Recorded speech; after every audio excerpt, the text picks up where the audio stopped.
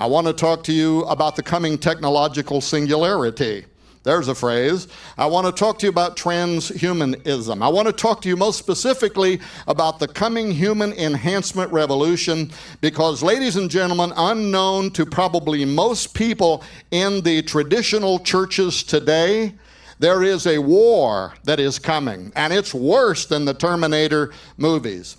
Literally around the world today, there are people who are dedicated. Now, we're talking about from executive levels of governments on down. We're talking about national leaders, military leaders, academia, some of the world's most famous philosophers, and they are committed to what can only be thought of as fulfilling the next step in human evolution. I am talking about transhumanism. Somebody said I should clarify what transhumanism is. In a nutshell, transhumanism is the idea that we now hold it within our grasp to permanently alter, and in their mind, for the betterment, the human race. We are going to brain-machine interface ourselves with strong artificial intelligence systems that may even allow us to communicate with God, they think, in ways that we can't do right now just through the Holy Spirit and the Christian belief in redemption. We are going to, at the germline genetic level, we are going to permanently undo DNA in humans as it has been understood, and we are going to create a superior model. We are going to use genetics, robotics, artificial intelligence, nanotechnology, synthetic biology, neuropharmacology, and a whole lot of other stuff that ends with the phrase ology. We are going to use those now to create what Hitler could have only dreamed of in his schemes around the Aryan super race. What Nietzsche, the German philosopher, could have only imagined in his writings about the Übermenschen, the superhuman of tomorrow. And what you need to know first is this dream is no longer considered to be fringe. From national laboratories on down, U.S. budgets this year, last year, the year before, there is a blueprint being devised. Your tax dollars are flowing in. In fact, I spoke not long ago at the Ohio Science and Supernatural. You like that? Science and Supernatural, a blending of the two, which is, of course, a transhumanist theme. I spoke at that conference, and I went to Ohio fully convinced that the average Ohioan was unaware of how right there in their state in recent years, the Case Western Reserve Law School had been the recipient of $773,000 from the NIH. The NIH is the largest department of its kind in the U.S. that gives your tax dollars for this kind of research. But why did they give Case Western Reserve Law School nearly $1 million? It was so this character somewhere right here, Professor Maxwell Melman, the lead bioethicist at Case Western Reserve Law School, could lead a team of law professors, that's very important, scientists, bioethicists, other interested and qualified parties, for one purpose, really. First of all, to do this. For those of you that can't read that, I'll read it for you. It says a 2-year project to develop standards for tests on human subjects in research that involves the use of genetic technologies to enhance normal individuals, to make them smarter, to make them stronger. And notice this little eugenic caveat, to make them better looking. You like it?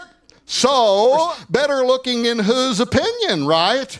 Now it smacks of eugenics, an improved human in whose opinion? Who's the person that gets to create the model by which all the rest of us have to be judged? But the other part of this article, if you Google this, you can still get it online, read the whole article. The other part of it was more interesting to me because the other part of it talks about how we also are going to have to begin developing the guidelines. That's part of what this grant was for.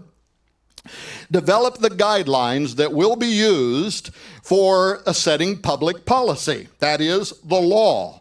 And how will the law need to be amended in order to extend constitutional and Bill of Rights privileges to human non-humans, which I mentioned earlier. These are humans who have been sufficiently genetically altered so as to no longer be considered to be human at all. I will be using the word chimera, and what that basically is referring to, it's from Greek mythology. It is the mixing of one kind of an animal with another kind of an animal, and sometimes an animal with a human. And so all we are really talking about are human-animal hybrids. So if I slip and use the term chimera, that's what I'm talking about.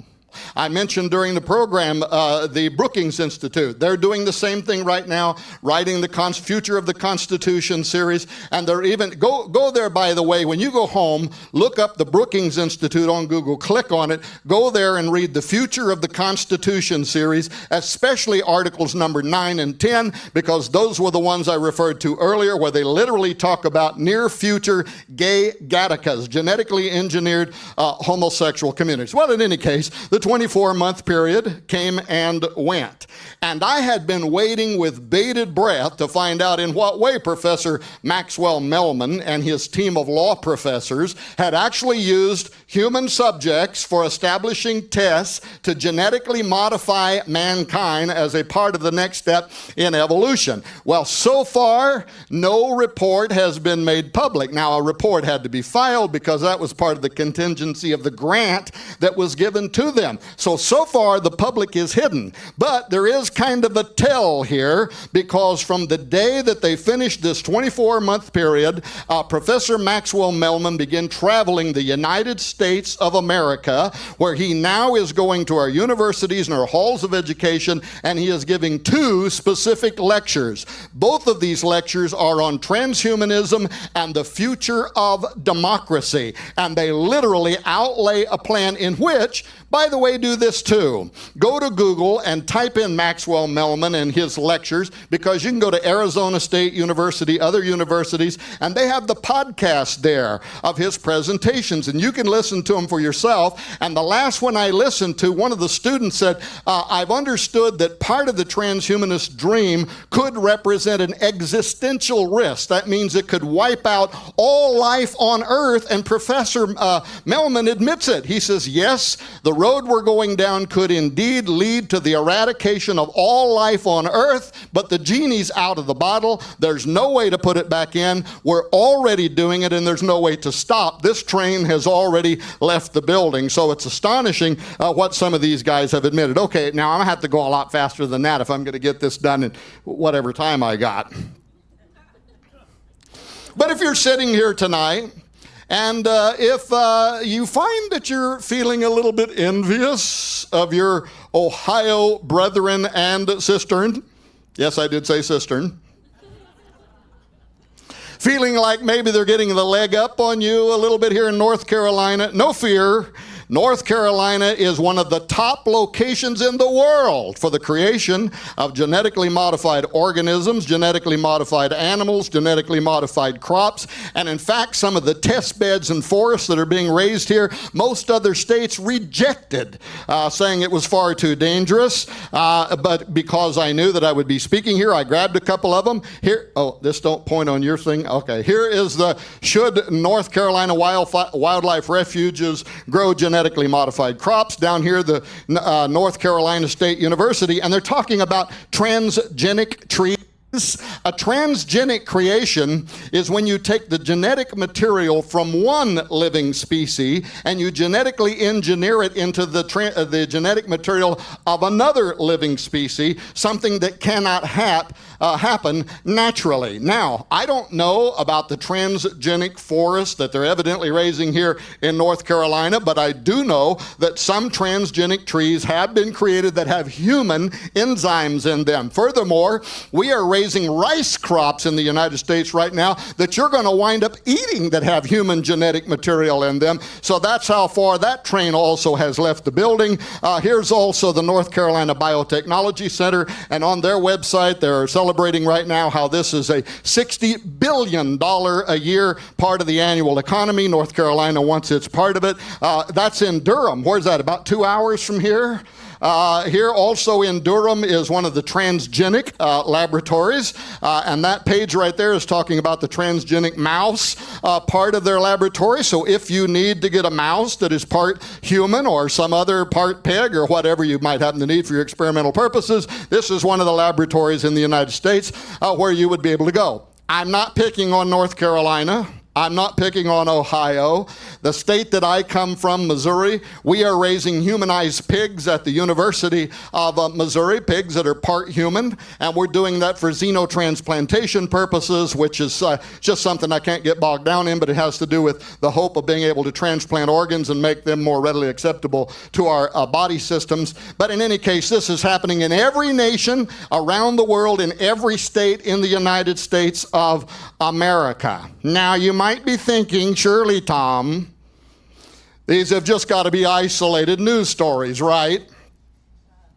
I mean, when you knew you was going to be presenting here tonight, you went out and you looked real hard and you found 2 or 3 stories to try to prop up your thesis to make it sound like this is more expedient. Folks, to answer my own rhetorical question, I could stand before you tonight, I'm not kidding, for 10 solid hours and still would barely scratch the surface on the peer-reviewed medical journal reports, peer-reviewed science journal reports, line items in budgets like this year's DARPA budget, that not only last year's budget not only had millions of dollars for creating the blueprint to edit our soldiers' DNA, but it had millions of dollars for biodesign, which is the creation of a new synthetic form of life that will be militarized and it will be immortal. According to DARPA's own budget, I actually photographed that and put it in one of my books. But so we could go on and on. But so that you, very quickly, so that you know I'm not making this up, let's just very quickly look at some of the most recent headlines. This is the front page of the GF 2045 Global Futures website. I picked this because this happened only just a few weeks ago in New York at the Lincoln Center. This was a gathering of the world's top futurists, top scientists, top genetic engineers, philosophers, people like Ray Kurzweil, who came from all over the world. They gathered to convene there, and what did they come there to discuss? Towards a new strategy for human evolution. And they literally are only one of the presenters, if you will, right now. This is happening at Oxford University, Stanford University. All of our leading universities now are hosting what they're calling transhuman conferences. But there's something else here that is even more interesting. Again, go look this website up. It's only 6 weeks old. And see this little button right here? And there's one over here. You can page through the different speakers that presented here in New York a few weeks ago, but I stopped it on these 3. Why? Because this is a spiritual leader talking about science and spirituality. This is a rabbi talking about science and spirituality. This is a pastor talking about science and spirituality. Why? Because among the transhumanist camps, they believe that not only are we going to alter our physiology, and not only are we going to alter our neurology, but that by so doing, we are going to change ourselves spiritually. We are going to create a new form of human that will literally communicate with God in ways that Christianity has never even dreamed of. So they imagine now that humans are spiritual, but it goes so much deeper. Here's the Washington Post. Mice, men, and in between, scientists debate blending of human-animal forms. Here's the New York Times. Merely human? That's so yesterday. Here's Counterpunch. The Pentagon planned to create mutant super soldiers. Here's the Center for Bioethics and Human Dignity on the future of the human species. Here's Discovery News talking about part human, part machine transistors being built. Here's the Danger Room. The Pentagon looks to breed immortal synthetic organisms. That's what I referred to a moment ago. And I also want to say something about this one. Top Pentagon scientists fear brain-modified foes. Now, if you could see the date on that, June 9, 2008, and you might wonder why I would choose to include a slide that is 5 years old with these other newer slides. I do because this slide here has historic importance to me, and that is that it was the first time that the public began to understand that among some of the top scientific advisory panels that give advice to the U.S. Pentagon and the Department of Defense, among them there are those who believe that the human enhancement revolution represents the next arms race. That's how serious they are about it. In other words, in much the same way as the old Soviet Union competed with the United States for the buildup of nuclear arms in what is now called the Cold War, but it was the nuclear arms race.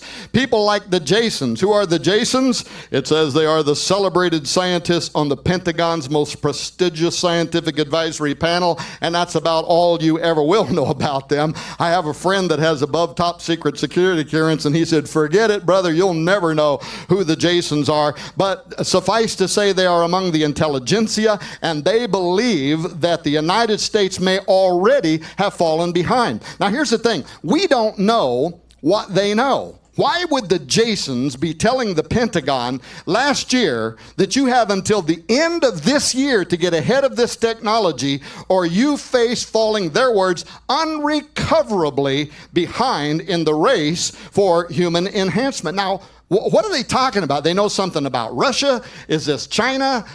By the way, Iran has some of the most sophisticated laboratories doing research into this of anybody in the world. That's really scary, right? But what is it that they know we don't know? They also put out a white paper recently, I didn't bring the slide for it, called the $100 Genome, Implications for the Department of Defense. And it's a doozy, because in it they talk about genotype and phenotype.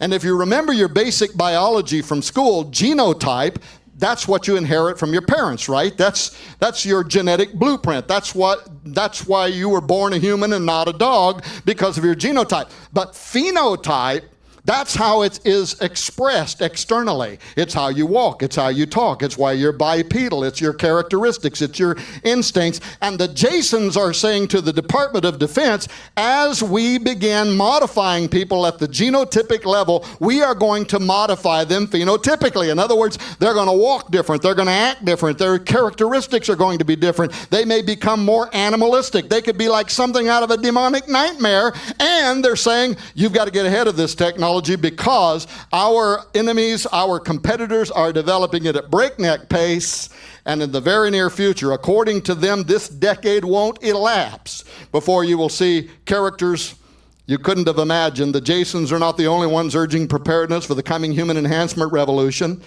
At the School of Law, Birkbeck, the University of London, this is one of the world's leading CSI schools, crime scene investigation, where if you're in law enforcement, you would go there to get degrees to work in CSI. How many of you know what CSI is?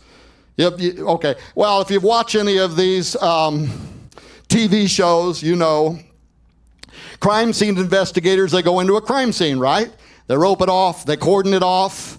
Other officers can't even get in there unless they're specially trained. Then photographing everything. And then they start measuring in great detail everything that's there. If there's forensics information, they will put that into special containers. It could be a drop of blood. It could be a drop of sperm. It could be a hair fiber. It could be a footprint. It could be a tire track. If there's a body laying there, it might even be how the body is laying there. Then they collect all this stuff after measuring it, so that they can take it back to the crime lab and recreate it, put it in special containers so there's no cross-contamination of the forensic material, and then they recreate it in the crime lab. Well, anyway, so many weeks later, they come out of the crime lab, and now they are able to say to the field investigators something like, we are looking for a Caucasian male between the ages of 25 to 36 years of age. He's got blonde hair. He's probably part of an affluent community, or this or that or whatever, right? It's amazing what 200 years of analytical science have taught them how to read crime scene forensics to be able to come up with this information, and then that becomes a powerful tool in the hand of field investigators. Well, the Birkbeck School of Law put out a press release not long ago, and they said, as we start going down the human enhancement revolution, there will come a time when we're going to have to create new classes for crime scene investigation. Why? Because if we are looking at a crime scene that, let's say, was a violent rape episode, and the man that perpetrated this is part wolf, everything we know about forensics and profiling may have just gone out the window. And folks, that those kind of questions are going to have to be asked sooner than later was actually dramatically illustrated by a professor by the name of Ivan Balaban, who was doing research at the McGill University in Montreal, Canada. And what Balaban did, am I hypnotizing you? What Balaban did was he took the developing brain matter of embryonic quail, and he genetically engineered it into the developing brain matter of embryonic chickens.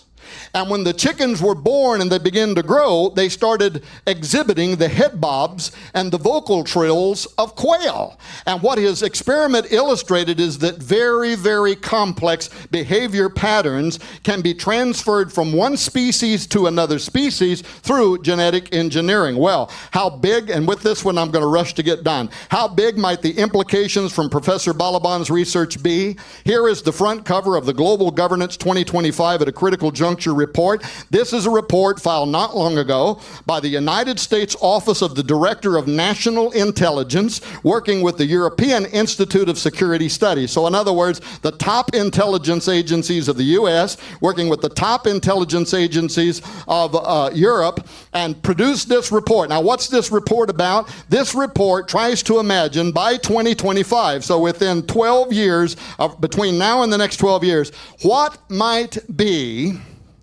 a threat that would cause all of the nations of the world to suddenly have to come together in a one world government in mutual defense of one another. What might the scenario be that would suddenly cause all of us to have to rush together to try to protect ourselves from some unprecedented threat? And so they talk about the possibility of suddenly we detect an asteroid, and an asteroid is headed towards the Earth. It's going to be here in 1 year. All of a sudden we need everybody on Earth to come together to try to come up with some kind of a defense. They talk about biological warfare. They talk about the collapse of the global economy. But then on page 35, things get a little bit interesting. Here's what they say.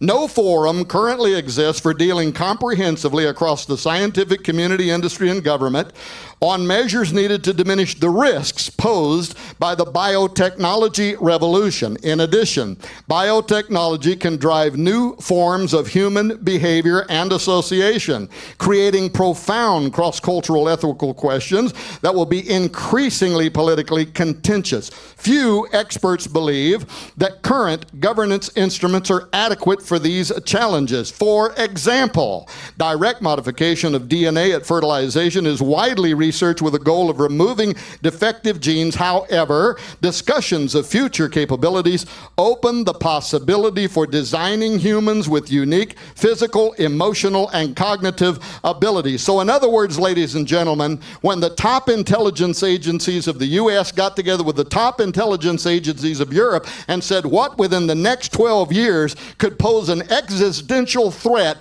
to all life on Earth, among them they included the emergence of a new form of mankind. And not long ago in California, a whole series of House Foreign Affairs Committee hearings were held. California Democrat Brad Sherman, he was picked, by the way, to chair these HFA hearings because of his known expertise in the spread of weapons of mass destruction among terrorists. But what were these HFA hearings about? A writer for Congressional Quarterly, a writer by the name of Mark Stenzel, attended the HFA hearings, listened to them, then went back, wrote a special report for CQ magazine in which he described listening to the HFA hearings, he said, as sounding more like a pitch for a Hollywood sci-fi movie than it did a sober discussion of scientific reality, with all of its talk of super animals, super intelligence, and superhumans on the near horizon against which mankind is not prepared. All right, with science, government, and occult societies foreseeing the emergence of new forms of humanity for the immediate future, I believe that we could be witnessing the unfolding of biblical prophecy. I don't have time to go through these examples, but the bottom one there is, I think this could be a fulfillment of Matthew 24:37, as it was in the days of Noah. Why? This was the day when the watchers came down. All of the ancient records, both biblical and extra-biblical, tell us that they tinkered with the genetics of humanity. They did exactly what we are doing in laboratories all around the world now. They crossed over the species barrier, and ladies and gentlemen, it didn't end very well. I'm going to bypass all of that and go right to this. However, how do I know that we can prevail? Behold, I give unto you power to tread on serpents and scorpions and over all of the power of the enemy, and nothing shall by any means hurt you, and we can do all things through Christ which strengtheneth us. You believe that? Thank you for letting me come and present.